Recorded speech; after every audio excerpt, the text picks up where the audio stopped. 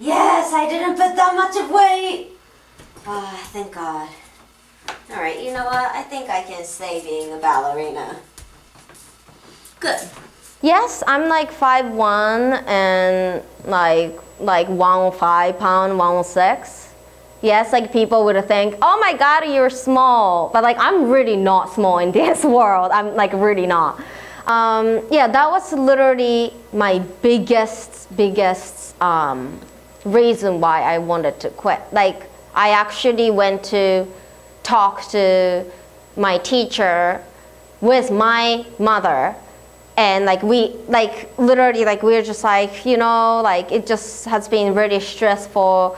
Haruka is just, you know, like not feeling okay about her body. And I was not getting like a bulimic or anything like that. I was getting like a tendency. Like I would eat so much, I feel guilty. I would go to bathroom secretly, like without my mom's sight. And like I would stick my finger in and try to puke. Well, there's no question that the dancer's body is his instrument. And so their body is incredibly important to them. In addition, there are lots of cultural norms about what a dancer's body should look like. And tremendous pressure, at least in ballet, the ballet world, for dancers to have a very certain look and a certain kind of thinness and leanness and longness to their body.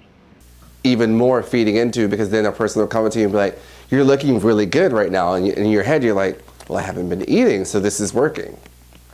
So it just feeds more and more into everything that you're already thinking.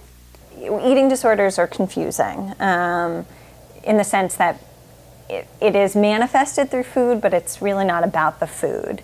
And so there really is this distortion between reality and perception.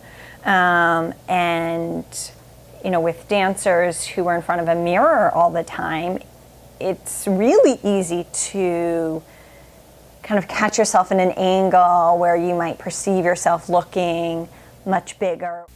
I will never be able to have a scale or mirrors all over my apartment. It's just not a thing I'm allowed to do. I started with anorexia for about 4 years, and then I switched to bulimia, and I suffered with that until I would say about 18 years of my life, I was bulimic.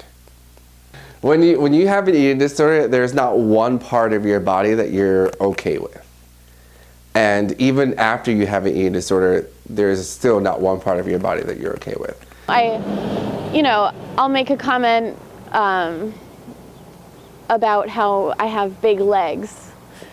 And my friends say, but you don't. You have muscular legs, but they're not large or they're not overdeveloped. And in my eyes, they absolutely are, because I'm comparing them to stick-thin dancers who can do just as much as me. They can jump as high as me, they can balance as long as me, but their legs are thinner.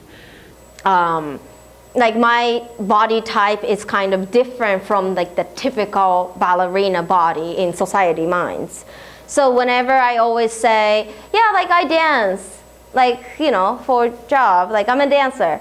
And like, oh, what kind? Like hip hop? Or like, they wouldn't even relate me to classical ballet. Then I always say, no, I dance ballet.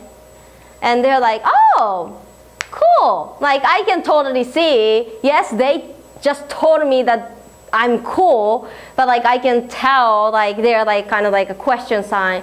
But isn't ballerina like literally bone skinny, like long, tall lady?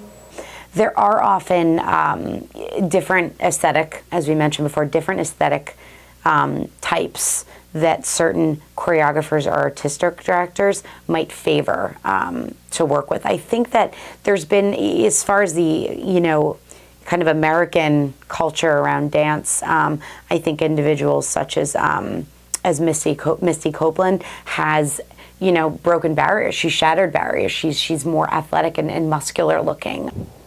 generally, I enjoy watching smaller dancers in flat tutus, in point shoes, doing classical work. That's my aesthetic. I'm not that way. We all have the ability to dance at any size, but there's this idea that if you are, thinner is better, and maybe there are certain moves that are easier if you were a certain body size. I think a lot of it is sort of self-inflicted. I dropped to over 40 pounds in 2 months, and I got down to about 128 pounds, and I'm 5'11". So I got to the point where I was passing out in class and getting dizzy. So I was rushed to the hospital, and that's when they found out I was hypoglycemic, and I had a lot of other problems because I was not eating.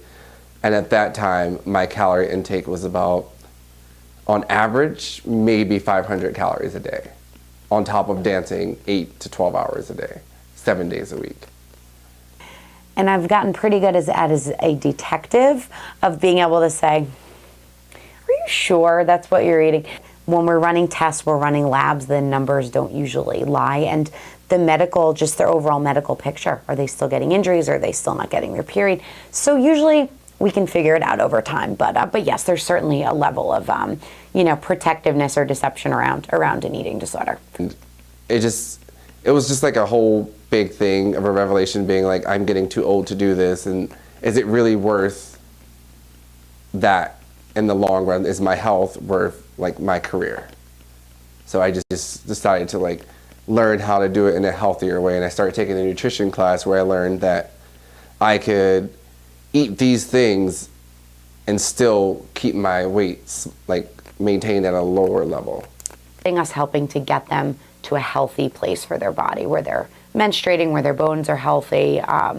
So that's really, we don't generally try to push them to an unnatural place or something that's way beyond where their body needs to be, but something where BMI is healthy, menstruation's occurring, and there's no bone injuries or low bone density. Like my parents helped me like getting like a supplements or like a diet food, like a low calorie food, and I would switch those to like 2 of my meals in a day, and like I actually worked on it, and I lost like 15 pounds by the time I had to perform. I will always have an eating disorder. It's not like a disease where like, oh, I'm cured from this disease. Having an eating disorder is something you live with for the rest of your life. It's like a little cancer that's in your brain that will never leave. As I matured in college, I understood that everyone has their struggles with their body, but that doesn't mean that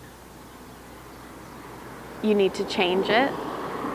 You just need to start loving it a little bit more. I've worked with a lot of dancers that have a very, very healthy relationship with food, that are professional dancers, maintain an aesthetic and eat in a very balanced way. Many of them do indulge in a moderate way, which I encourage for everyone anyway. I love eating. More than dancing, I can tell you to the world, I love eating more than dancing. I enjoy eating. I love food, but I mean, I guess dance wins because even though I just say I love eating more than dancing, but I still limit myself what I eat or think about my weight. Am I gaining weight or am I losing weight? Dance wins, I guess. Ta-da!